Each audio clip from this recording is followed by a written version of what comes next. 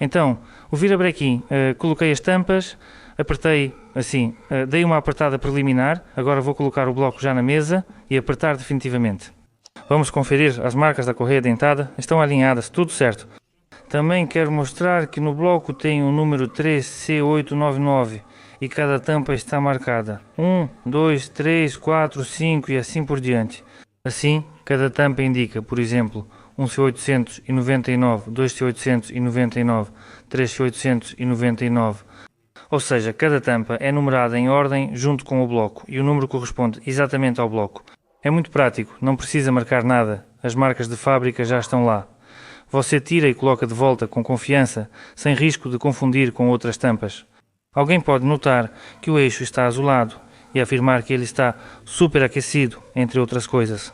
Não, ele não está superaquecido. Veja, ele recebeu tratamento térmico nessas áreas que fazem parte dele. Provavelmente houve uma reação química do óleo ou da lavagem. Digamos que o eixo ficou perfeito, ou seja, gira facilmente, dá para sentir que está completamente envolto em óleo por todos os lados, está tudo ótimo. Como deve ser, ele se move suavemente, nada o impede, tudo perfeito. E vemos que há um movimento longitudinal, uma folga longitudinal. Bom, agora vamos apertar completamente as tampas principais e verificar tudo isso novamente.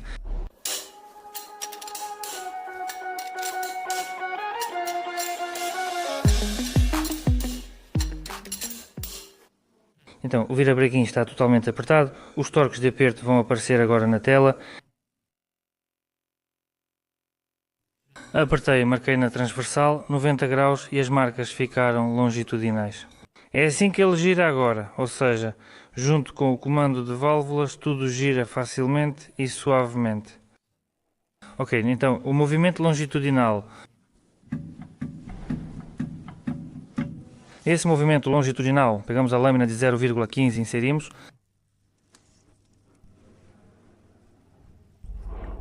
Vemos que o movimento longitudinal desaparece. Pronto, isso significa que o virabrequim está completamente instalado. Tudo certo, os eixos estão totalmente instalados, ambos os eixos. Preciso instalar os pistões, mas faltam os anéis, ou seja, preciso deles. Vou limpar as canaletas, a câmara de combustão dos resíduos de carbono, superar e preparar os pistões, mas ainda sem os anéis de pistão. Enquanto não chegam, vou instalar a carcaça do volante, a tampa dianteira e talvez o volante. Então é isso, de qualquer forma, vou fazer alguma coisa para que o trabalho não pare.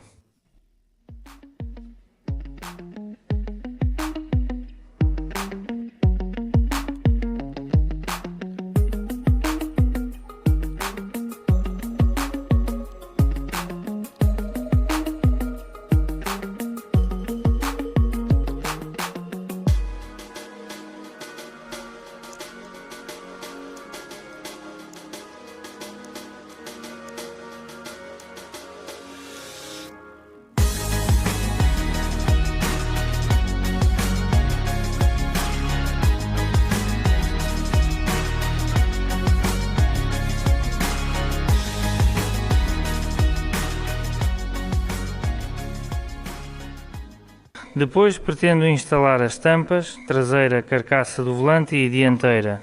E aqui está a tampa que cobre a transmissão da engrenagem do compressor. Então lavei e limpei todas as tampas, preparei os parafusos, também preparei as juntas. Troquei os retentores, coloquei retentores novos como de costume, Erling sem mola, ZAZEN, ZAZEN, ZAZEN. Pego o selante, passo, apliquei o selante, coloquei a junta e instalo as tampas. Pronto.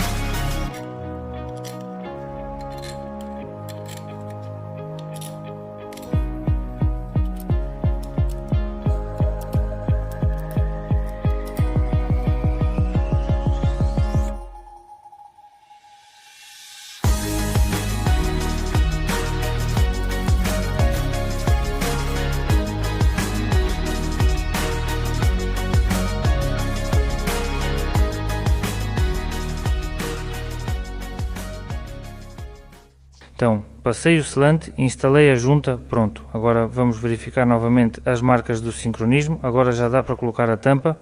Nessas tampas aqui, também passei o selante, instalei a junta e apertei. E aqui não temos nenhum guia, então aqui temos que alinhar, como dizem no olho mesmo, alinhamos, porque se ficar mais alto, o compressor não vai encaixar totalmente na superfície. Se ficar mais baixo, pode até quebrar as abas do compressor. Por isso, com essa tampa, é preciso mais atenção. Aqui também passei o selante com a ferramenta, coloquei o retentor.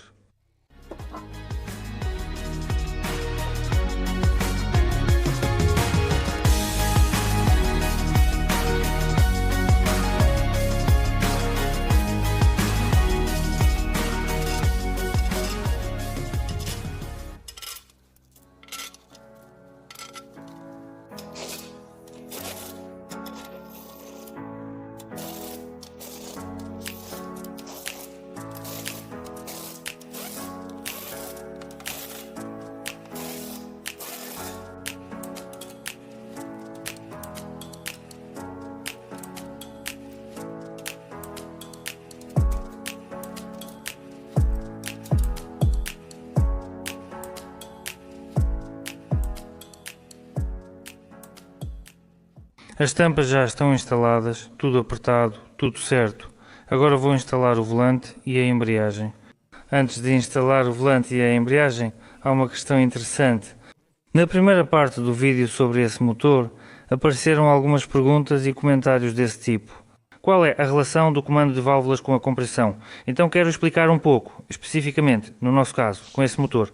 A válvula de escape queimou, ou seja, deveria se mover 15 mm e permitir a passagem de gases de escape. Ou seja, esse motor em marcha lenta tem 600 rotações, ou seja, ele faz 10 rotações por segundo. Lembrando, isso ainda é marcha lenta, 10 rotações por segundo é o que temos. Ocorrem 5 ciclos com as válvulas de admissão e escape, abrindo 5 vezes cada. Em 1/10 de segundo, um certo volume de gases de escape quentes deve sair do cilindro. O que acontece se a nossa válvula, que antes abria 15 mm, passar a abrir apenas 7 mm, consequentemente a seção da abertura foi reduzida pela metade, a válvula começou a superaquecer por causa desses gases de escape, começou a superaquecer e simplesmente queimou. E é isso. E quando ela já estava queimada, naturalmente, qual vai ser a compressão no cilindro? Não havia mais compressão no cilindro. O comando de válvulas foi a causa aqui, e a válvula queimada já é a consequência. Além disso, se continuarmos falando sobre o comando de válvulas, esse também é um assunto interessante. Como o desgaste do câmbio de admissão pode afetar a compressão? Existe um conceito chamado eficiência volumétrica. Esse valor corresponde à massa de ar que entra no cilindro em relação ao seu volume de trabalho. Nos motores modernos, isso pode chegar até 95%. Nos motores modernos, nos esportivos, por exemplo, pode chegar até 120%, mas nos motores antigos de duas válvulas esse valor geralmente fica em torno de 85% a 90%, 82%. Bem, isso depende do motor, vamos refletir um pouco sobre esse assunto.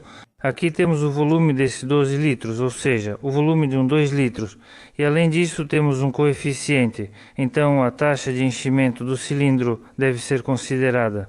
Aqui estamos considerando a opção em marcha lenta, em que deve entrar 1,8 litro de ar no cilindro em 1/10 de segundo. Mas como o nosso câmbio está desgastado e a válvula deveria abrir, digamos, 15, 16 mm, mas ela abriu apenas 7, 8 mm, ou seja, abriu pela metade. Consequentemente, o que aconteceu? Se a seção, o orifício pelo qual fornecemos o ar, diminuiu, mas o tempo permaneceu o mesmo, interessante. Será que entra o mesmo volume de ar no cilindro? Acho que não. E quanto entra, também é difícil calcular. É difícil dizer, mas é claramente menos de 1,8 litro e insuficiente. Agora uma pergunta, e se por exemplo entrou no cilindro não 1,8 mas 1,5 ou 1,4 litro de ar? E agora a pergunta, 1,4 litro de ar será comprimido até o mesmo grau que 1,8 litro de ar é comprimido. O grau de compressão será o mesmo com uma quantidade menor de ar entrando no cilindro. Pergunta interessante, né? Eu acho que não. O grau de compressão não será o mesmo, ou seja, será menor. Então, consequentemente, a nossa compressão diminuiu, mesmo que as válvulas estejam em ordem e os anéis também estejam em ordem. mas como a válvula abriu menos, entrou menos ar e consequentemente tivemos um grau de compressão menor. Sim, é uma reflexão interessante. São pequenas introduções e reflexões. Agora vou começar a instalar o volante e a embreagem. Então continuamos a montagem. Em seguida vou instalar o volante, o platô, o disco, a embreagem, enfim, montar o volante, o platô e o disco. Este ônibus foi trocado há pouco tempo, então está tudo em bom estado e igual. Preparei, lavei e limpei tudo. A única coisa é que agora vou precisar trocar este pino aqui. Aqui está o novo. Preparei os parafusos de fixação do volante, os parafusos de fixação da embreagem. Vou centralizar usando o eixo primário antigo, então vai ser assim.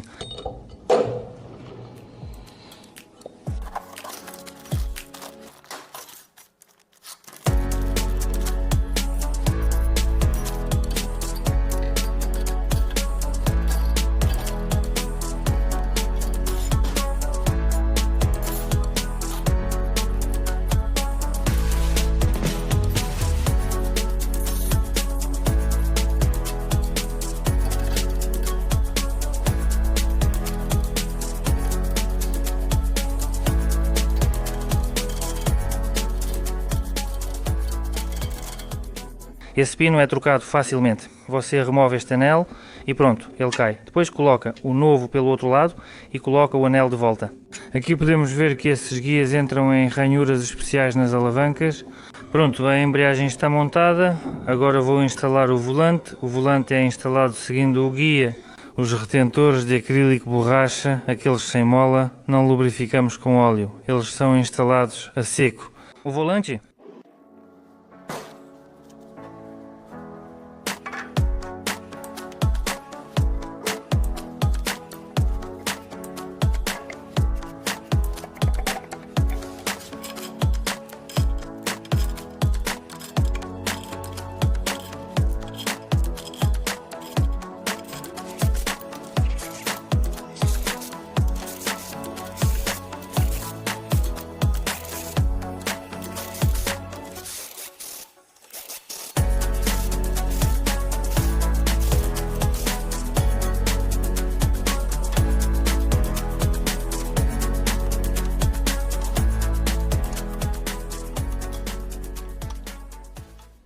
Está apertado, eu uso esse tipo trava, insiro o encaixe do motor de partida no orifício de fixação da embreagem. É uma haste curva do ZL, na verdade é bem prático. Pronto, o volante está apertado, agora vou instalar o disco e a embreagem. Pronto, a embreagem está.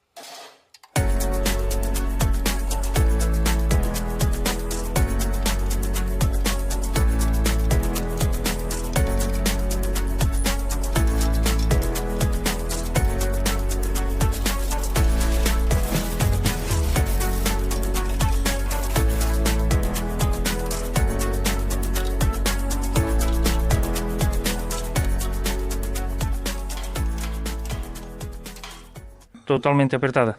Verificamos, vemos que o eixo primário entra e sai bem, ou seja, tudo ficou bem centralizado. Não deve haver problemas na instalação da caixa de câmbio, então em seguida eu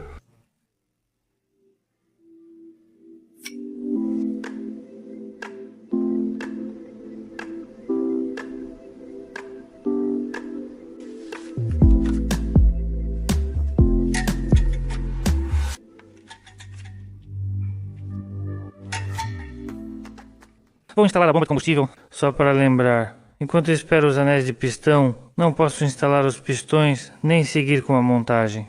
Ou seja, fechar o cárter, as cabeças e assim por diante. Bem, eu já instalei o volante, o platô, o disco. Agora que o volante está instalado, eu posso instalar a bomba de combustível mesmo sem as cabeças. Ou seja, agora eu preciso colocar o primeiro cilindro no ponto morto superior no tempo de compressão. Para isso, vou girar o motor no sentido horário. até que a válvula de admissão seja acionada. Sabemos que a válvula de admissão é este comando aqui. Na verdade, consigo ver isso mesmo sem a haste e o balancinho quando a válvula for acionada. Depois preciso levar o pistão ao ponto morto superior, que também conseguirei ver. Aqui o colo vai ficar o máximo possível para o lado da camisa. Isso significa que eu vou ter o ponto morto superior. E depois eu vou precisar ajustar 15 graus no volante.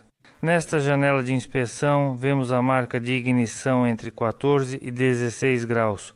Vamos ajustar para 15 no meio. Se necessário, ajustamos mais no local. Ou seja, o que nos interessa é o tempo de compressão. O tempo de compressão acontece depois que a válvula de admissão funciona. Ou seja, este ressalto aqui.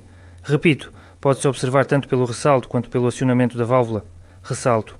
O meu passou pelo tucho, então isso significa que a válvula de admissão foi acionada. Agora eu giro até que o munhão do virabrequim vai em direção ao cilindro. Vemos que o munhão foi o mais longe possível até o cilindro. Agora o pistão está no ponto morto superior. Agora eu vou até a janela de inspeção e vejo que aqui está marcando 0, desse jeito.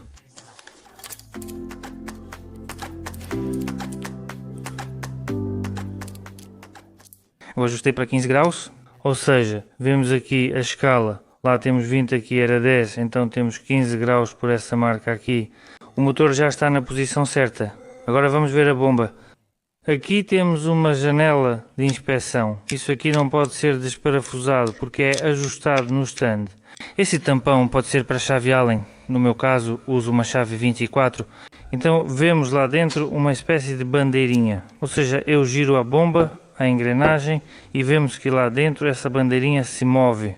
Em teoria, aqui deveria ser inserido um travador de fábrica. Ele fixa essa marca e a coloca, digamos, na posição intermediária em relação a esse orifício. Dá para ver a olho nu também. Aqui é possível ver claramente agora. Agora a minha marca está no meio.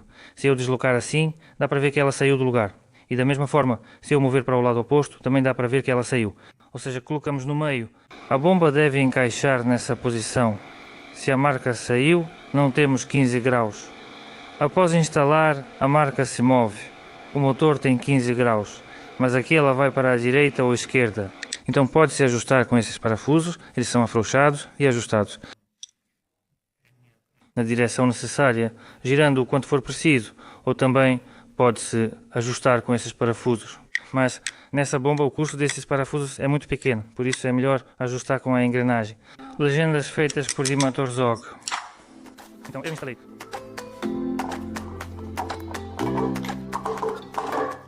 A bomba se a borracha, por enquanto só coloquei para ver se a minha marca está alinhada, ou seja, ela não está saindo do lugar. Também centraliza se o volante que estiver a 15 graus antes do ponto morto superior. Todos podem ver que a marca está certa, não preciso de um ajuste preciso. Agora posso tirar, colocar a borracha, passar o selante e já instalar no motor. A bomba está pronta.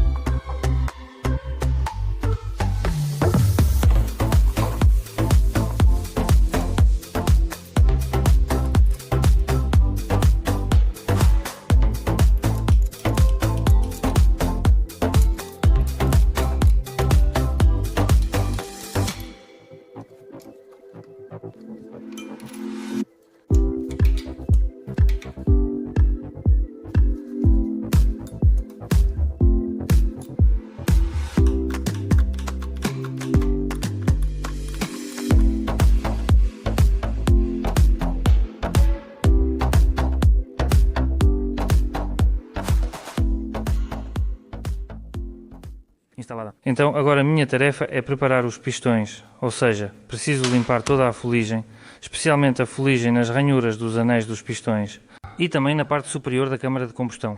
Então para a limpeza uso anéis antigos, corto eles com uma esmerilhadeira, afio um pouco e simplesmente uso esse anel velho para remover toda a fuligem.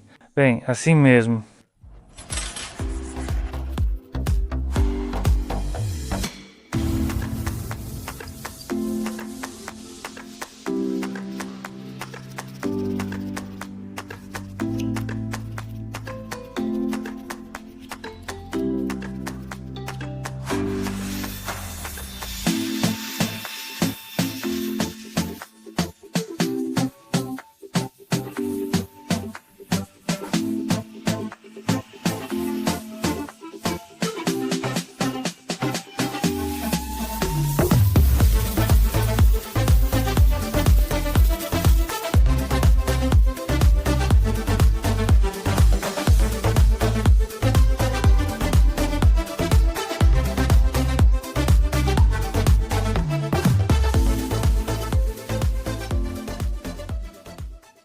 Limpei o pistão e este é o resultado após a limpeza.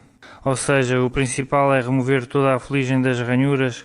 Então limpei todos os pistões estão prontos. Reinstalei as bronzinas antigas, pois já as havia trocado na última manutenção.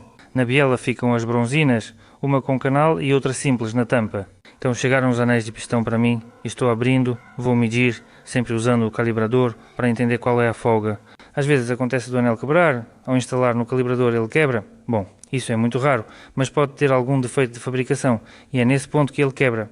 Por isso, para evitar que isso aconteça, é obrigatório colocar no calibrador dentro do cilindro. Agora estou medindo os anéis, instalando em cada anel.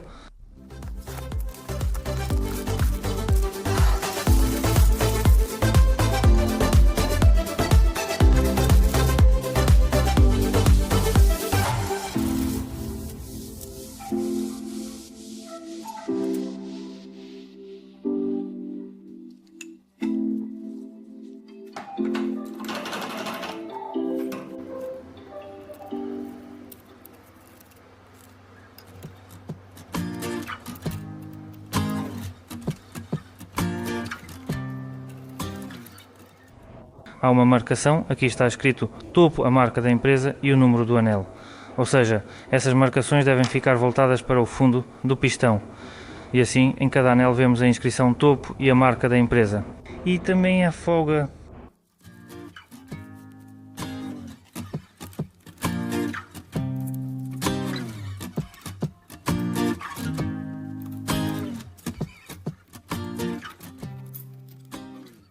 Eu coloco a folga dos anéis a 120 graus, ou seja, um anel, o segundo anel, o terceiro encaixe, tudo a 120 graus. Pronto, esse pistão já está instalado.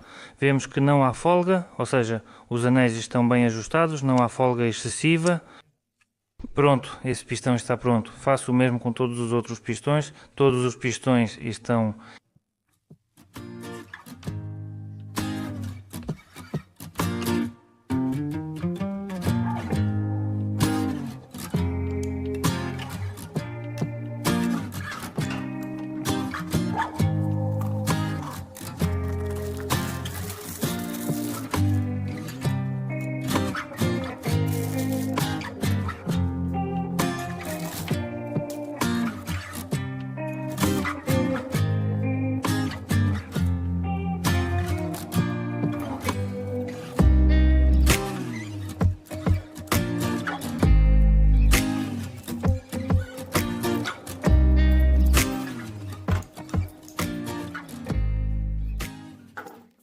preparado para instalar anéis, bronzinas já instaladas.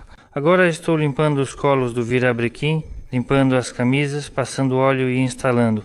Então no final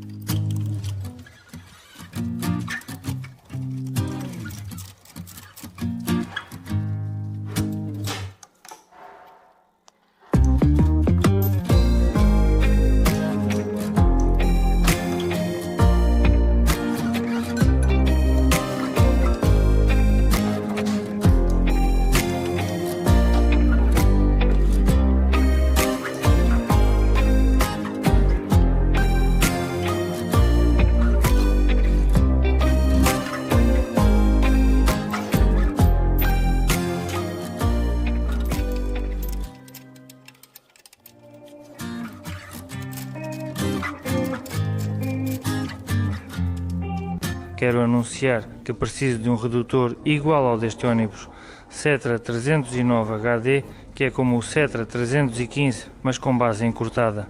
Preciso do redutor completo e funcionando bem. Quebrou os rolamentos e desgastou todos os dentes da engrenagem motriz e conduzida, ou seja, da transmissão principal. Não tem plaqueta no redutor, tem esse número aqui fundido na carcaça, ou seja, por esse número basicamente dá para identificar esse redutor. É assim que ele é, aqui está a sua engrenagem. É a engrenagem conduzida da transmissão principal. Aqui está o número e aqui está a quantidade de dentes 1342, ou seja, se alguém tiver algo parecido ou souber onde conseguir, nos contatos na descrição do canal tem o número de telefone, WhatsApp, Viber e e-mail. Ou simplesmente escreva nos comentários abaixo deste vídeo. Bom, enfim, se alguém tiver ou souber onde conseguir, escreva, vamos conversar. É isso, esse é um pequeno anúncio.